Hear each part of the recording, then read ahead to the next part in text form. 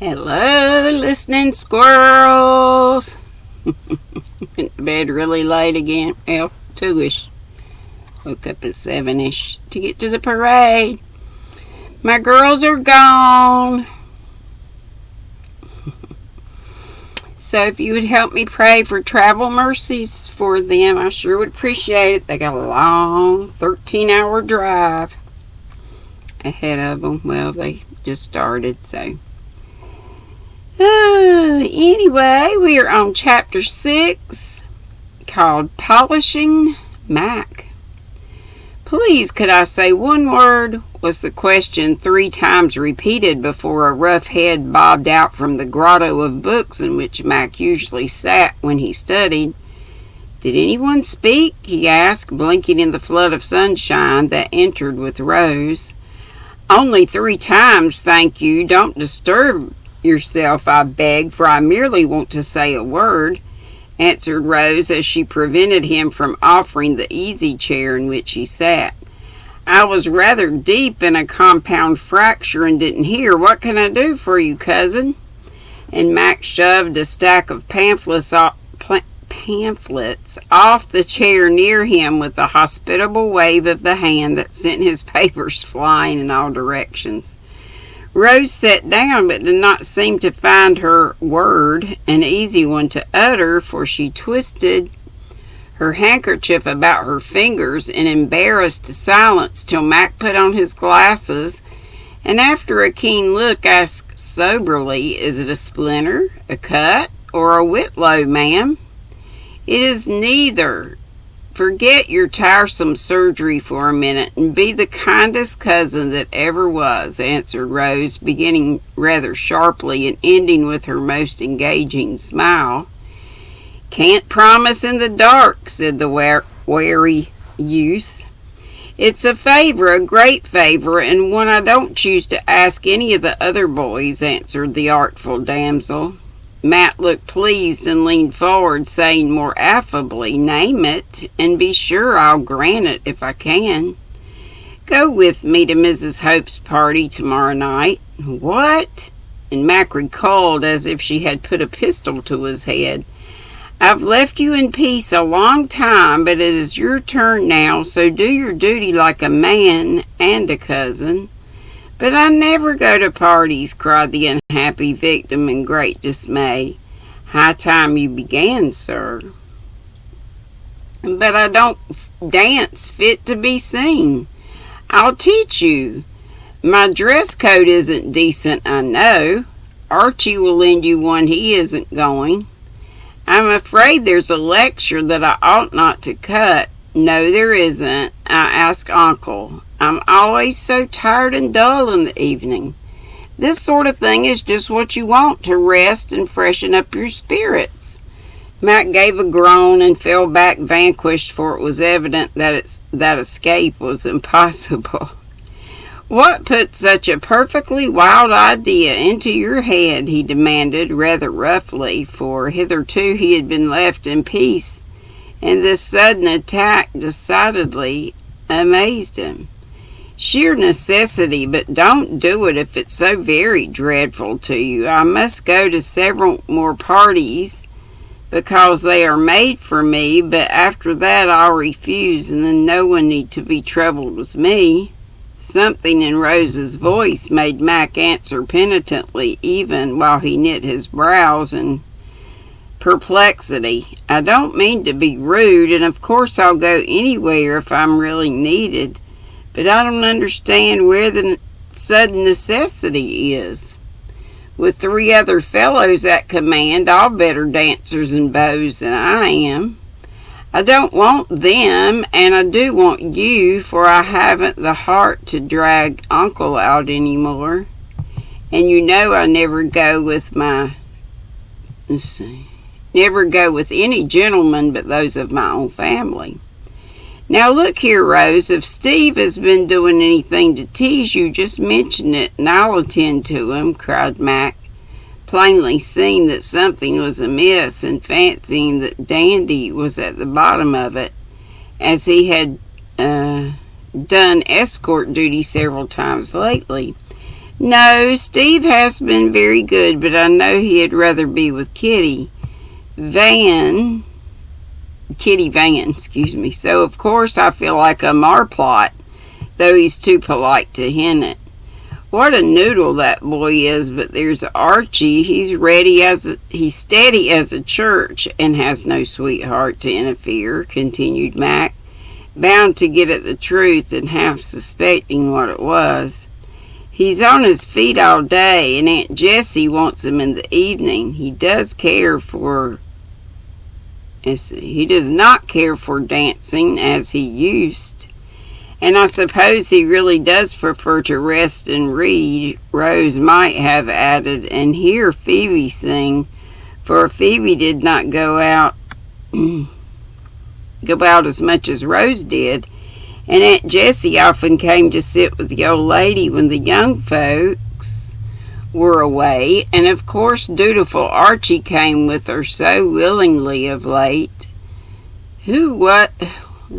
What's amiss with Charlie? I thought he was the Prince of Cavaliers.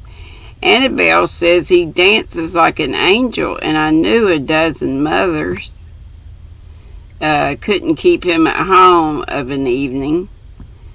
Well, of an evening. Have you had a tiff with Adonis and so fall back on poor me? Asked Mac, coming last to the person of whom he thought first but did not mention, feeling shy about alluding to a subject often discussed behind her back. Yes, well, I have, and I don't intend to go with them any more for some time. His ways do not suit me, and mine do not suit him, so I want to be quite independent, and you can help me if you will, said Rose, rather nervously spinning the big globe close by.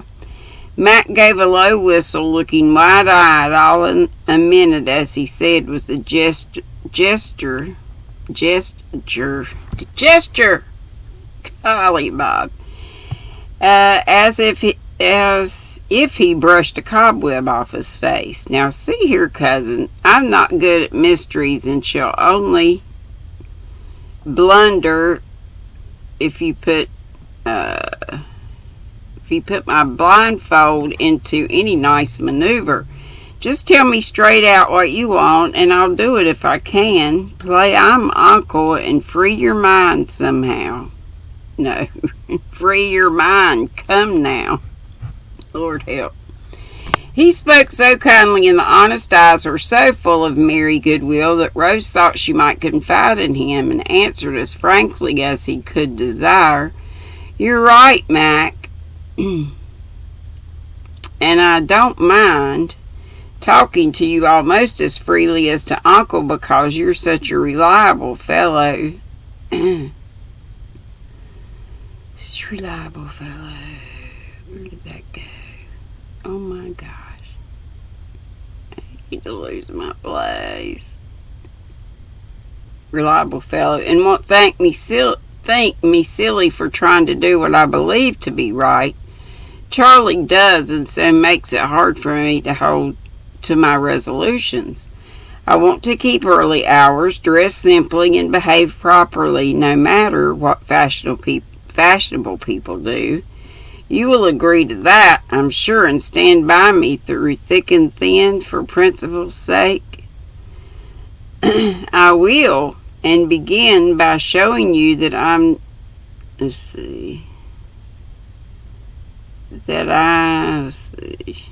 will begin by showing you that I understand the case.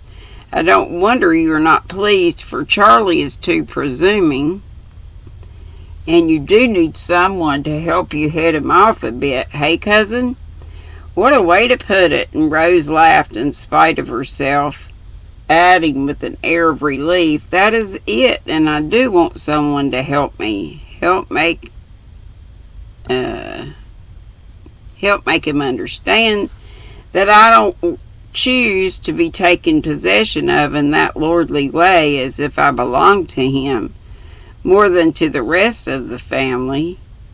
I don't like it, for people begin to talk, and Charlie won't see how disagreeable it is for me. Tell him so, was Mark's blunt advice. I have, but he only laughs and promises to behave. Missed a page. Nope. Behave. And then he does it again, and when I'm so placed that I can't say anything. You will never understand, and I cannot explain, for it's only a look, a word, or some little thing, but I won't have it, and the best way to cure him is to put it out of his power to annoy me so. He's a great flirt and wants to teach you how, I suppose. I'll speak to him if you like and tell him. You don't want to learn, shall I? Asked Mac, finding the case rather an interesting one. No, thank you. That would only be more. No, thank you. That would only make more trouble. If you will kindly play escort a few times, it will show Charlie that I am in earnest without more words, and put a stop to the gossip, said Rose, coloring like puppy dog at the recollection of what she heard one young man whisper to another as Charlie led her through a crowded supper room with his most devoted air. Lucky dog. He's sure to get the heiress, and we are nowhere. There's no danger of people gossiping about us, is there? And Mac looked up with the oddest of his odd expressions. Of course not. You're only a boy. And I know I haven't read much at all, y'all, but I'm getting so sleepy. I think it's nap time. Look at these eyes. Sorry. Oh, well. Hope you're enjoying the book. See you live at 5. I got to dig around and find something. A million whips. Love ya. Hope to see you soon. After a night. Love ya. Be sweet. Don't be ugly. Bye-bye.